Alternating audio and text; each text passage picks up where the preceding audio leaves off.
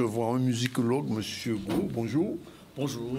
Et un musicien d'abord, organisateur, plus responsable de Sonis, Monsieur Eddy Compère, bonjour aussi. Oui, bonjour. Bonjour. Et on est bien content de recevoir ces gens-là parce que ce sont des gens qui ont des choses à faire et qui disent... Alors, première chose, je demandais au musicologue, son point de vue général, global, comment se porte la musique guadeloupéenne en ce moment? Eh bien, on va dire qu'elle est bouillonnante, elle se cherche et puis elle creuse de plus en plus. On avance dans les différences s'affirment et aussi la personnalité globale de notre musique guadeloupéenne. Elle se porte bien, dirons-nous. Se porte bien? Oui, elle se porte Alors, bien. par contre, il y a moins de production discographique en ce moment. Quoi? Oui, exactement. Et nous avons moins de disques, et en termes de qualité, il y a une baisse, notamment au niveau de ce que nous avons observé au niveau de la commission de la SACEM. Il y a une baisse de la qualité, même si en nombre, il y a beaucoup de dépôts, mais il y a une baisse de la vigilance au niveau de la créativité. C'est lié au fait que peut-être que les grands producteurs ont disparu et qui pouvaient gérer un petit peu et que maintenant c'est pratiquement de l'autoproduction qui se fait. Je crois que c'est lié à beaucoup de facteurs, notamment à la modernité, la possibilité de créer... Tout le monde peut tout faire. Peut tout faire, peut tout créer, l'exigence est moins grande. Donc il y a cela, si vous voulez, il y a, sur le plan quantitatif, il y a beaucoup de choses qui sont faites, mais qualitativement, on doit chercher. En même temps, il y a des réflexions de fond qui se tient et c'est ce qui est un peu rassurant. Bon, alors, je me tourne vers M. Compère. Lui, il a été pendant longtemps organisateur. Et je vois que les organisations... Mais oui, il faut le dire, les événementiels reprennent dans le domaine de la musique, etc. C'est reparti, là. Oui, ça reprend. C'est vrai qu'aujourd'hui, le tissu même artistique et culturel de la Guadeloupe et des Antilles est en train de reprendre. C'est vrai qu'il y a une baisse au niveau, peut-être, comme disait M. Gros, au niveau de la qualité.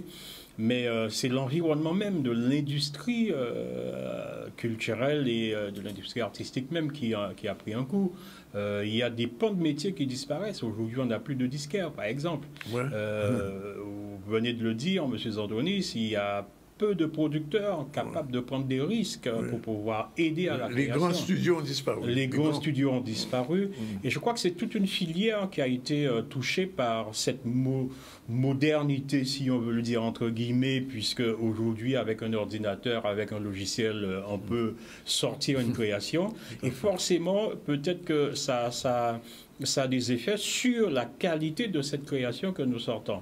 Mais paradoxalement, quand on regarde au niveau international, notre musique, le zouk ou encore le jazz caribéen ou encore la musique traditionnelle guadeloupéenne continue à rayonner vers le monde puisqu'on a toujours des demandes, nous producteurs ou encore structures culturelles, d'avoir des artistes guadeloupéens sur des scènes internationales. Alors, donc, on va parler un petit peu de ce cosmopolitisme esthétique, puisque c'est un débat, une journée d'études du GRIM. Alors, explication, parce que c'est important de nous expliquer ça un peu. Alors, le GRIM, c'est un groupement de recherche sur la musique interdisciplinaire, interlaboratoire et international. Ce sont donc des chercheurs qui se réunissent et qui travaillent autour de thématiques touchant la musique. Des chercheurs de tous vos horizons, notamment la France, le Canada, l'Afrique, et ce sont donc en général des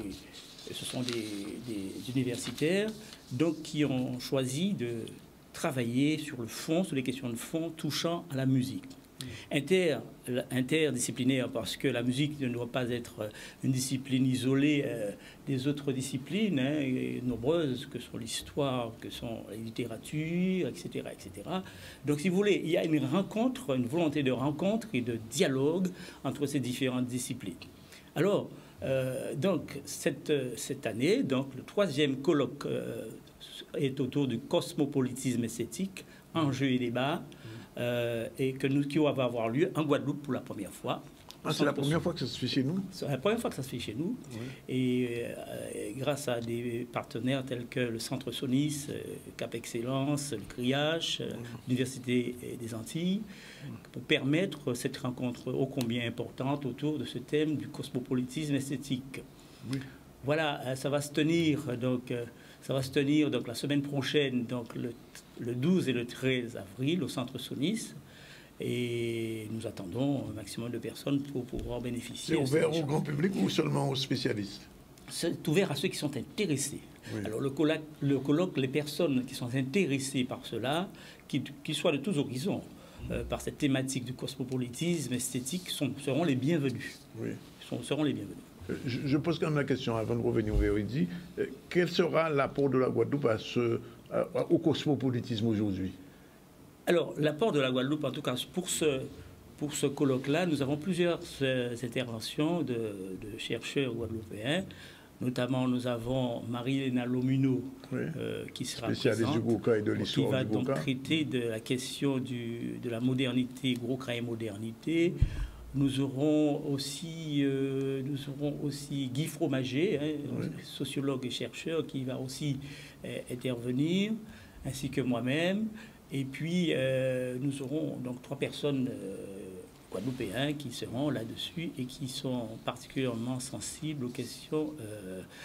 J'oubliais, nous allons avoir aussi une autre personne qui autour du slam, que je vous dise, je ne dois pas oublier, Sarah Couvin. Sarah Couvin, où commence le cosmopolitisme du phénomène slam, qui sera aussi présente. Donc, alors, je reviens vers Idi. Bon, ça se passe à Sounis. Qui a impulsé cette opération? C'est Sounis ou bien Soumis, c'est justement pour recevoir? Alors, c'est un partenariat avec Gérard Gros, qui, il faut le dire aussi, qui est aussi enseignant à Soniste. Ah oui, on le sait.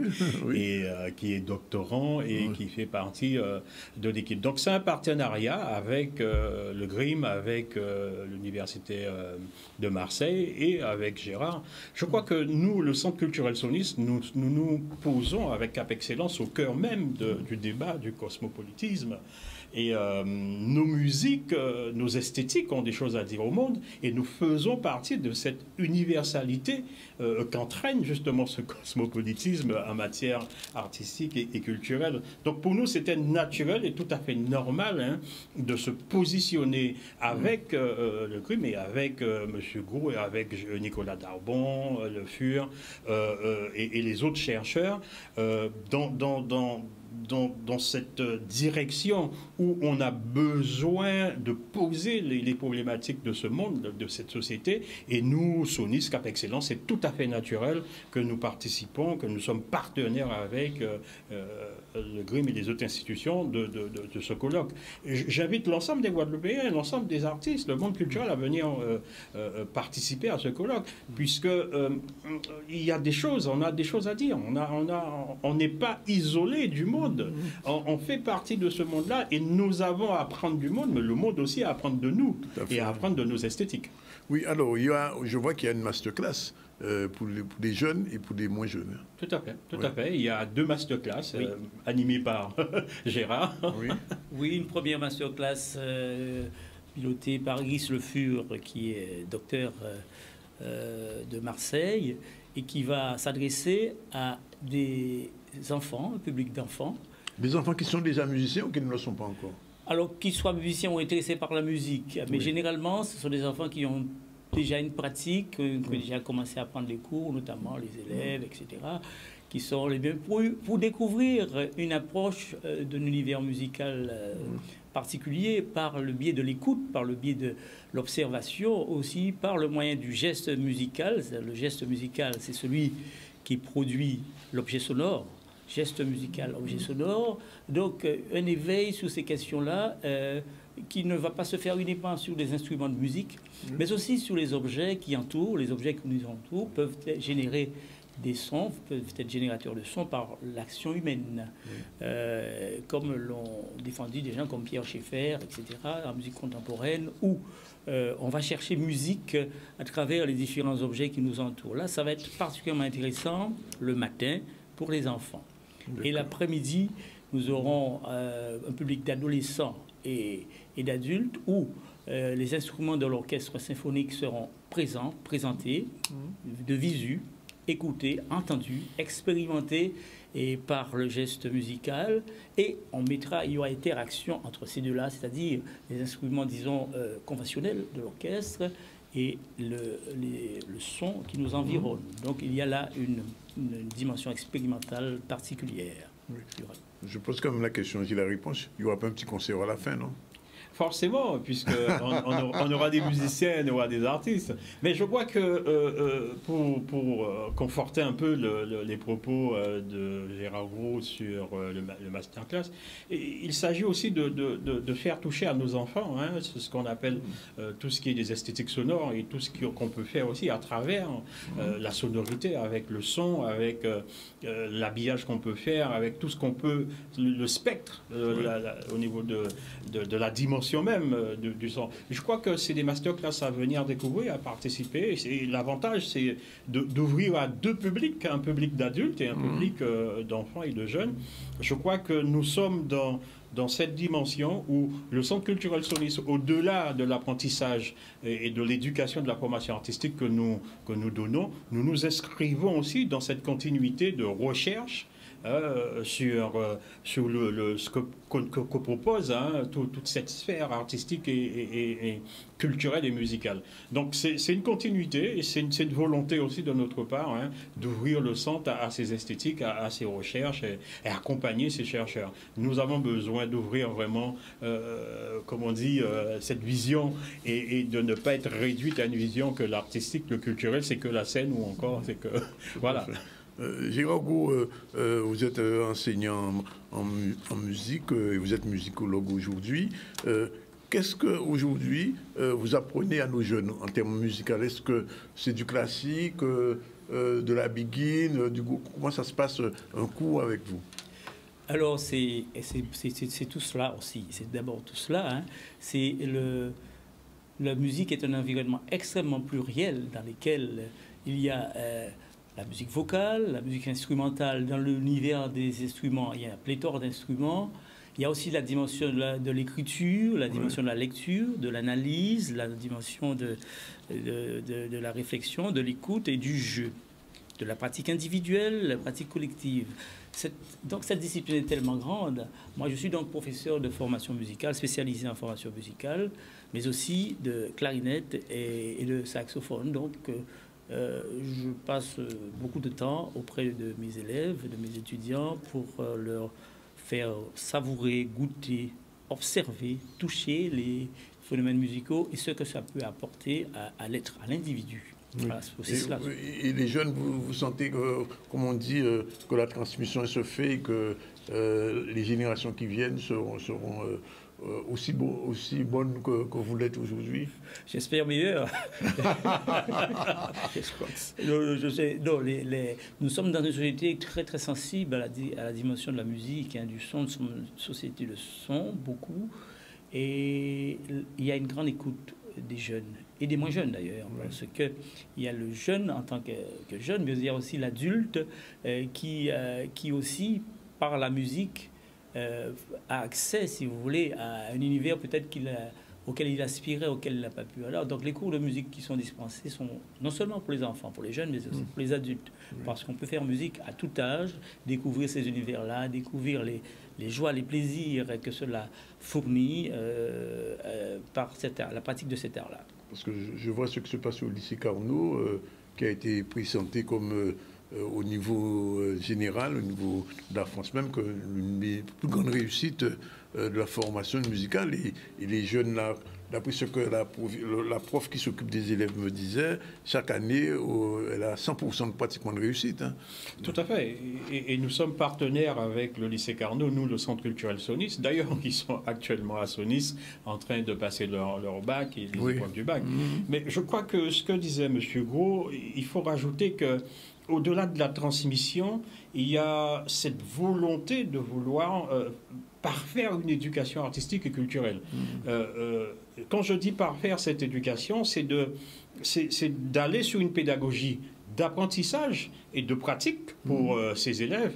D'ailleurs, nous, au niveau de Sonis, au niveau de Cap Excellence, nous sommes sur un projet de conservatoire, nous sommes déjà bien avancés. Ah bon? Oui, nous sommes vraiment bien avancés sur un projet de conservatoire. Nous avons déjà les premiers résultats d'une étude sur la mise en œuvre d'un conservatoire au Centre culturel Sonis. Un conservatoire guadeloupéen ou inter-caribéen? L'idée déjà, c'est de positionner ce conservatoire au niveau de la Guadeloupe, avec bien sûr en relation, puisque déjà parmi le comité d'experts qui travaille avec nous sur ce conservatoire, puisque nous sommes aussi en partenaire avec le conservatoire d'Aubervilliers et de la Courneuve, nous sommes en partenariat d'ailleurs avec eux. Il y a aussi le conservatoire de Guyane, dont nous sommes aussi en relation étroite. L'idée, c'est de positionner ce conservatoire en Guadeloupe, évidemment en relation avec l'ensemble des écoles du territoire, pour permettre justement d'aller vers un référentiel d'enseignement et un niveau d'enseignement harmonisé avec le national. Nous avons de potentiel ici. Et quand on parle de la S2TMD, mais il y a aussi, il y a 3 semaines, 4 semaines, 3 élèves de Sonis en danse ont été envoyés au concours régional de la danse, ont été primés, ils ont eu les 3 premiers prix. Et ils partiront au concours national d'ici le mois de mai. Et après le concours européen. Et parmi ces danseurs et ces danseuses, il y a un élève qui a été repéré par les États-Unis qui leur propose de venir. Voilà, donc il y a un potentiel naturel chez nous. Maintenant, il faut que l'éducation et la formation artistique puissent nous entraîner vers vraiment ces excellences. Et puis, nous inscrivons dans cette idée de recherche, puisque nos musiques, nos esthétiques ont de quoi faire. Et quand on pose la question, souvent, ouais, mais vous apprenez quoi aux enfants? Mais il y a aussi bien notre biguine que notre goka, que le zouk. Donc, il n'y a pas de petite musique, il y a la musique. Justement, j'allais y venir. Alors, un conservatoire, M. Gou, ça veut dire qu'il va falloir réunir le maximum de professionnels de la musique ici, qui existent ici ou ailleurs, pour pouvoir enseigner à transmettre. Précisément, de toute façon, toute organisation, notamment une organisation en termes de musique, il y a un cahier des charges, il y a donc des compétences à avoir pour les transmettre, il y a donc un circuit, c'est cela qui se fait, comme le dit Eddie Compère, c'est ce qui est en train de se faire. Mais forcément, la chose, c'est, vous savez, on peut être musicien sans forcément être un transmetteur. Un pédagogue, c'est deux niveaux voilà, différents. La pédagogie est une discipline particulière où on apprend à transmettre aux individus et aussi aux personnes en groupe, si vous voulez, c'est particulier. Donc, maîtriser un art est quelque chose, mais aussi le transmettre en est un autre.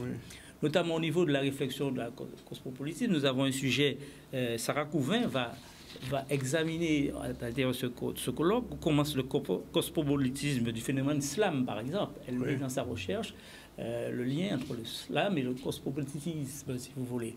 Des questions élargies, si vous voulez, qui ouvrent l'esprit sur comment aller. Nous aurons la présence aussi du professeur Anna Kessa, qui vient de sortir un ouvrage, d'ailleurs. Qui vient de sortir un ouvrage, justement, et qui va être présenté.